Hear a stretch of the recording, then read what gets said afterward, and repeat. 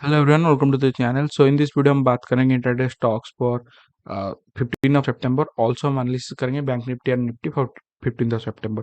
तो पहले निफ्टी देख लेते हैं। अगर हम निफ्टी को यहाँ पे देखेंगे तो यहाँ पे अगर हम देखेंगे तो वीक भर में अगर हम निफ्टी को देखेंगे, यहाँ पे ये गैप डाउन खुल रहा है और यहाँ पे साइडवेज हो रहा है। यहाँ पे भी एक ब्रेकआउट का सिनेरियो था, यहाँ पे गैप गैप अप खुला और साइडवेज हो गया। यहाँ पे आज अगर देखेंगे, यहाँ पे गैप डाउन खुला और ये रिकवरी करके हायर एंड में क्लोजिंग जाए। तो कल एक्सपायरी है, तो एक्सपायरी में हम प्लान कैसे कर सकते हैं।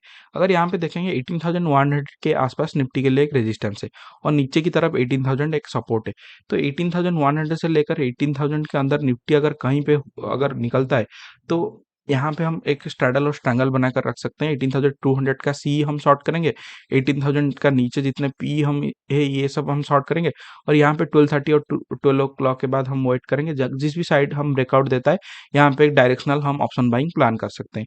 एनीथिंग अगर निफ्टी गैप डाउन खुलता है 18,000 के नीचे, अगर गैप डाउन खुलता है तो हम इसे सेल करें और यहाँ पे आकर जब प्राइस एक्शन बनाता है तो हम और एक क्वांटिटी सेल कर सकते हैं। यहाँ पे 18,100 के सी शॉर्ट कर सकते हैं। यहाँ पे अगर नीचे आकर प्राइस एक्शन बनाता है डायरेक्टली 18,000 के सी शॉर्ट करते रहेंगे और यहाँ पे अगर डायरेक्टली निकलता है अच्छा है और यहाँ पे अगर ये इसी के आसपास रह जाता है तो हम नीचे की तरफ पुट भी शॉर्ट कर सकते हैं। तो कल के लिए ज़्यादा रेंज नहीं दिख रहा है, इस रेंज के अंदर हम प्लान कर सकते हैं एनीथिंग। तो चलिए हम बैंक निफ्टी देख लेते हैं। अगर हम बैंक निफ्टी देखेंगे तो यहाँ पे बैंक निफ्टी भी सेम सिनेरियो में है। वीक भर में अगर हम देखेंगे तो बाइंग मार्केट की तरह ये गैप अप खुल रहा है। ब्रेकआउट के सिनेरियो में था, गैप अप खुल रहा है, फिर यहाँ पे वोलेटाइल हो रहा है। यहाँ पे भी गैप अप खुला और यहाँ पे भी साइडवेज हो गया। आज के दिन अगर देखेंगे तो जहाँ पे गैप गैप डाउन खुला है, यहाँ से लेकर अगर हम ऊपर की तरफ प्रोजेक्ट करेंगे तो यहाँ पे एक 1200-1300 पॉइंट का करीबन मूवमेंट है। यहाँ पे अगर हम देखेंगे तो 40,200 से लेकर यहाँ पे 43,600 के आसपास ये 1200-1300 पॉइंट मूवमेंट किया है।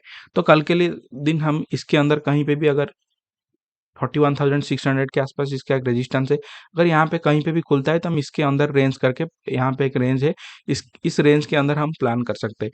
एनीथिंग गैप डाउन 41,000 के नीचे अगर ये निकलता है तो हम एक छोटा सा क्वांटिटी में शॉर्ट करेंगे। गैप डाउन अगर खुलता है तो हमें ऑप्शन बाइंग भी कर सकते हैं नीचे की तरफ। अगर यहाँ पे अगर 41,600 से लेकर 41,300 के अंदर कहीं पे भी खुलकर 12:30 बजे यहाँ पे रहता है और ये अगर ऊपर की साइड ब्रेक करता है या नीचे की साइड ब्रेक करता है तो हम यहाँ पे अगर हम देखें, यहाँ पे ये अगर ऊपर की साइड यहाँ पे एक होल्ड करता है और यहाँ पे ऊपर की साइड ब्रेक करता है तो हम यहाँ पे ये ऑप्शन बाइंग प्लान कर सकते हैं। अगर नीचे की साइड यहाँ पे 15 मिनट कैंडल क्लोज देता है 12 बजे के बाद, तो यहाँ पे भी एक हम ऑप्शन बाइंग का प्लान कर सकते हैं। चलिए हम स्टॉक देख लेते हैं। तो पहला स्टॉक अगर हम देखेंगे तो पहला स्टॉक है आईसीआईसी बैंक। अगर हम आईसीआईसी बैंक को यहाँ पे देखेंगे तो यहाँ पे अगर हम देखेंगे तो बहुत ही अच्छा एक प्राइस पैटर्न यहाँ पे ब्रेकआउट हुआ था।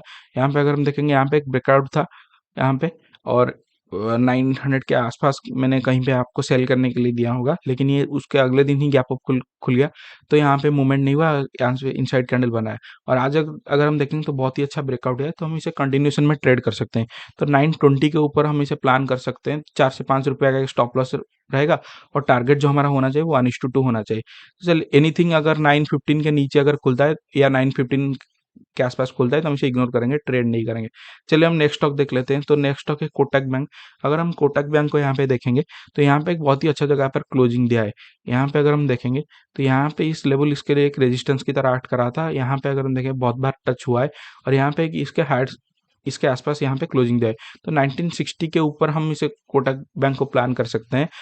10 से 12 का एक स्टॉप लॉस रहेगा और टारगेट जो हमारा होना चाहिए वो 1:2 होना चाहिए।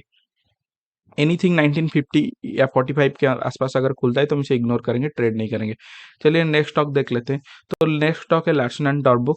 अगर यहाँ पे लार्सन एंड टर्बो को देखेंगे तो यहाँ पे एक ब्रेकआउट हुआ था। अगर हम देखेंगे तो यहाँ पे एक ब्रेकआउट हुआ था, इस लेवल के आसपास एक ब्रेकआउट आया था। अगर यहाँ पे देखेंगे तो ये एक रेजिस्टेंस लेवल 2000 लेवल इसके लिए रेजिस्टेंस लेवल बन रहा है और ये यहाँ पे क्रॉस नहीं कर पा रहा है। तो नीचे की आज अगर देखेंगे तो यहाँ पे गैप डाउन खुला और नीचे की तरफ आ गया। तो नेप जीरो के आसपास हम इसे सेलिंग के लिए प्लान कर सकते हैं। अगर कल लार्सन एंड टर्बो 1950 या 1956 इसके अंदर अगर खुलकर 1950 के नीचे अगर क्रॉस करता है तो हम 8 से 10 रुपए का एक स्टॉप लॉस देंगे और टारगेट जो हमारा होना चाहिए वो 1:2 होना चाहिए। एनीथिंग 1960 के ऊपर अगर खुलता है तो हम इसे इग्नोर करेंगे, ट्रेड नहीं करेंगे। चलिए हम नेक्स्ट स्टॉक देख लेते हैं। तो नेक्स्ट स्टॉक है सन फार्मा। अगर हम सन फार्मा को यहाँ पे दिखेंगे तो यहाँ पे एक सेलिंग का प्रेशर था, यहाँ पे एक नो डाउट यहाँ पे स्टेक बनाया, यहाँ पे एक सेलिंग का प्रेशर था और करीबन 2-3 हफ्ते से हो गया ये इसी लेवल को होल्ड करा है। आज अगर हम देखेंगे तो यहाँ पे एक सेलिंग का प्रेशर तो था, यहाँ पे अगर हम देखेंगे तो यहाँ पे एक सेलिंग का प्रेशर है, ऊपर की तरफ यहाँ पे एक ट्रेंड लाइन जा रहा है। तो यहाँ पे हम प्लान कैसे कर सकते हैं? तो सन फार्मा अगर 8 यहाँ पे अगर हम देखेंगे तो सेलिंग इतना फास्ट नहीं हो रहा है। यहाँ पे अगर हम देखेंगे, यहाँ पे एक रेड कलर कैंडल बना और अगले दिन ही ये ब्रेकआउट दिया और बहुत ही बड़ा मूवमेंट किया। लेकिन यहाँ पे अगर हम देखेंगे तो एक इनसाइड कैंडल तो बना रहा है, लेकिन आज अगर हम देखें इतना सेलिंग फ्लो में नहीं हो रहा है। तो 880 के नीचे हम इसे सेलिंग के लिए प्लान कर सकते हैं और टारगेट जो हमारा होना चाहिए वो 870 के आसपास हम रख सकते हैं। लेकिन ये 883 के से 883 884 के अंदर खोलना चाहिए, अंदर खुलकर 880 क्रॉस करना चाहिए। अगर ये एनीथिंग 886 के ऊपर हम खुलता है तो हम इसे इग्नोर करेंगे, ट्रेड नहीं करेंगे। तो आज के लिए बस इतना ही। तो आपको वीडियो अच्छा लगे तो लाइक करें, शेयर करें और सब्सक्राइब करें। अगर कमेंट करना मत भूलिएगा क्योंकि कमेंट से मुझे फ्यूचर टॉपिक के बारे में पता लगेगा। So thank you everyone and have a nice day.